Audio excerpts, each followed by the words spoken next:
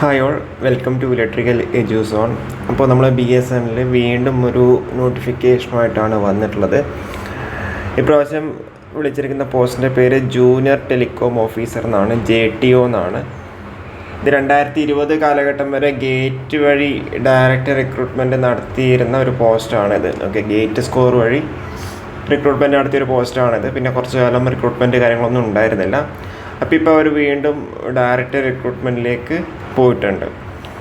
അപ്പോൾ ഇത് നമ്മൾ ഓൺലൈൻ ആപ്ലിക്കേഷൻ സ്റ്റാർട്ട് ചെയ്യുന്നുണ്ടാവുക ജൂൺ മാസം 4-ാം തീയതിയാണ്. നിങ്ങൾക്ക് ജൂലൈ മാസം 3-ാം തീയതി വരെ നിങ്ങൾക്ക് അവിടെ അപ്ലൈ ചെയ്യാൻ പറ്റുന്നുണ്ടാവും.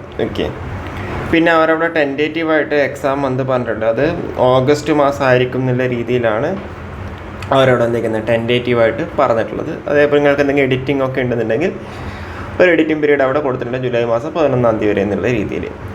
പിന്നെ ഈ ഒരു റിക്രൂട്ട്മെൻറ്റ് എന്ന് പറയുന്നത് സർക്കിൾ ബേസ് ചെയ്തിട്ടുള്ള റിക്രൂട്ട്മെൻ്റ് ആണ്. ഏകദേശം 21 സർക്കിളാണ് BSNL ഉള്ളത്. അപ്പോൾ അവിടെ നമ്മളെപ്പോഴും പറയുന്ന ഒരു കാര്യമാണ്, നിങ്ങൾ ഒരിക്കലും വേക്കൻസി നോക്കിയിട്ട് അപ്ലൈ ചെയ്യരുത്, അല്ലെങ്കിൽ അപ്ലൈ ചെയ്യാതെ ഇരിക്കരുത് എന്നുള്ളത് അല്ലേ. അപ്പോൾ അവിടെ കേരളത്തിൽ മൊത്തം കേരള സർക്കിളിൽ ഏകദേശം 15 വേക്കൻസീസാണ് വന്നിട്ടുള്ളത്. SC 4, ST 3, OBC 0, EWS 2, unreserved 6. Total 15 വേക്കൻസീസാണ് ഇതുവരെ റിപ്പോർട്ട് ചെയ്തിട്ടുള്ളത്. കർണാടകത്തിലാണെങ്കിൽ 26 എന്നുള്ള രീതിയിൽ.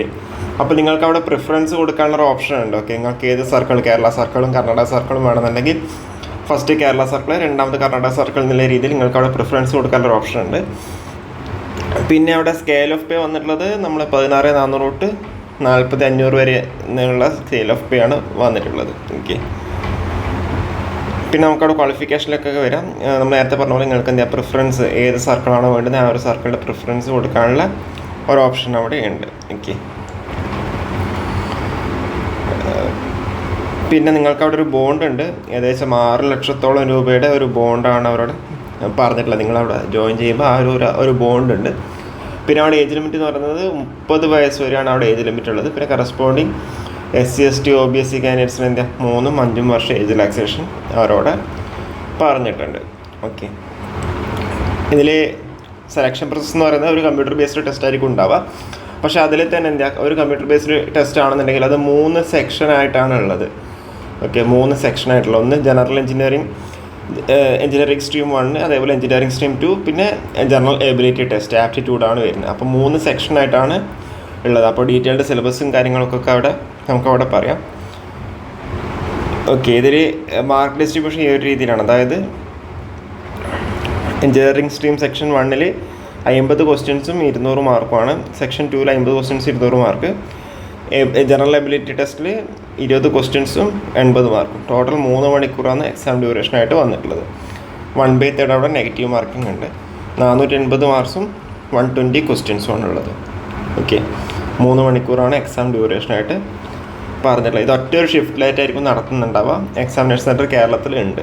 1/4 നെഗറ്റീവ് മാർക്കിംഗ് ഉണ്ടാവുക കേട്ടോ. 1/4 നെഗറ്റീവ് മാർക്കിംഗ് ഉള്ളത്. ഇവിടെ 6 ലക്ഷമാണ് നമ്മളുടെ ബോണ്ടായിട്ടുള്ളത്. JTO Phase 1 ട്രെയിനിങ് 10 വീക്കും, അതേപോലെ field training 4 വീക്സും, JTO Phase 2 training 6 വീക്സുമാണ് പറഞ്ഞിട്ടുള്ളത്. പിന്നെ അവിടെ സീനിയോറിറ്റി ഡിപ്പെൻഡ് ചെയ്യുന്നുണ്ടാവുക. നിങ്ങൾ കയറിയതിനനുസരിച്ചിട്ടായിരിക്കും സ്വതവേ പറയാറ്. പക്ഷേ ഇവിടെ വ്യത്യാസമുണ്ട്. ഇവിടെ നിങ്ങൾ 60% നിങ്ങൾക്ക് നമ്മുടെ CBT കമ്പ്യൂട്ടർ ബേസ്ഡ് എക്സാമിന് കിട്ടിയ വെയിറ്റേജും, പിന്നെ 40%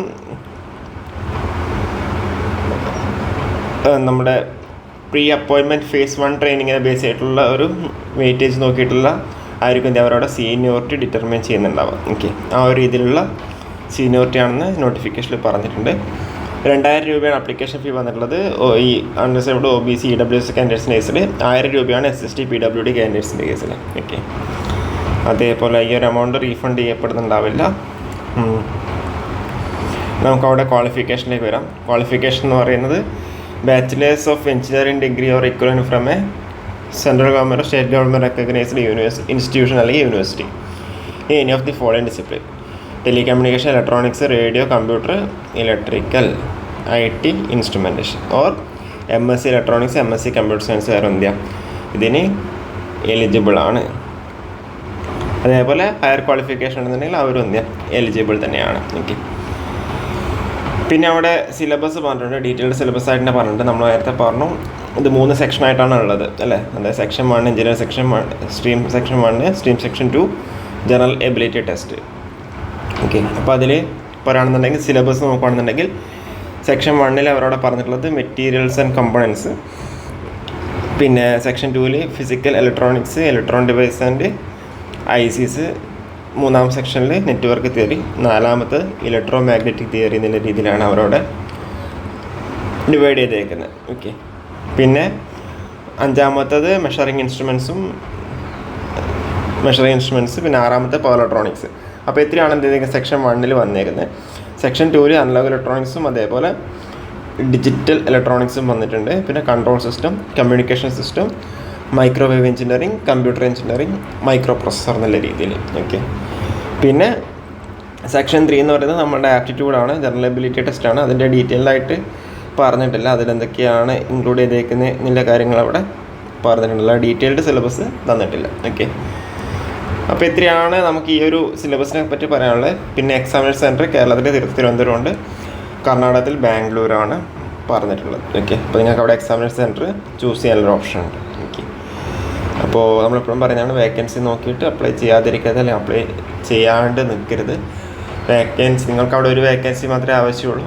അപ്പോൾ നിങ്ങൾ അതിനനുസരിച്ചിട്ട് നിങ്ങൾ പ്രിപ്പയർ ചെയ്യുക. ഓക്കെ, ഒരു ജോലിയാണ് ആവശ്യം എന്നുള്ള എല്ലാവരും എന്ത് ചെയ്യുക, ഒരു പോസ്റ്റിന് അപ്ലൈ ചെയ്യാൻ വേണ്ടി ശ്രമിക്കാം. അപ്പോൾ കൂടുതൽ വീഡിയോസായിട്ട് വീണ്ടും വരാം. Okay, thank you.